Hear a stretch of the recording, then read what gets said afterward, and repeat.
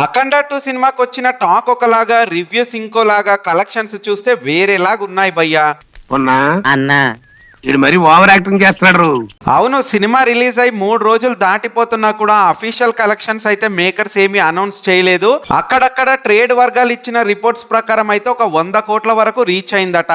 ఇక అఫీషియల్ గా మేకర్స్ ఇచ్చిన రిపోర్ట్స్ చూస్తే డే 1 ఏమో 59.5 CR అని చెప్పి అనౌన్స్ చేశారు. ఇక తర్వాత నెక్స్ట్ డే కలెక్షన్స్ అవి అంచనా వేసుకుంటే ఓ 100 కోట్ల వరకు అయితే అఖండ సినిమా రీచ్ అయింది. కానీ సినిమా బడ్జెట్ 200 కోట్లు అయితే దాటింది. ఇక మరి సినిమా లాంగ్ రన్ లో నష్టాల్లోనే ముగుస్తుందంటూ చాలా మంది ట్రేడ్ వర్గాలు అయితే అంటున్నాయి. ఫ్యాన్స్ నుంచి చాలా పాజిటివ్ టాక్ ఉన్నప్పటికీ సనాతన ధర్మం గురించి చాలా గొప్పగా మాట్లాడారంటూ చాలా మంది ప్రేక్షకులు కితాబులు ఇచ్చినప్పటికీ కలెక్షన్స్ మాత్రం ఈ లెవెల్లో డ్రాప్ అవ్వడం సినిమా పోస్ట్ పోన్ అయినందుకని కొందరు అంటున్నారు. లేదు, సినిమా పోస్ట్ పోన్ అయినందుకే ఈ మాత్రమైనా వచ్చాయి, లేకపోతే ఇవి కూడా వచ్చేవి కాదు అంటూ మరికొందరు అంటున్నారు. ఏది ఏమైనా అఖండ 2 సినిమా ఓవరాల్ గా నష్టాల్లోనే ముగుస్తుందని చాలా వరకు అంటున్నారు.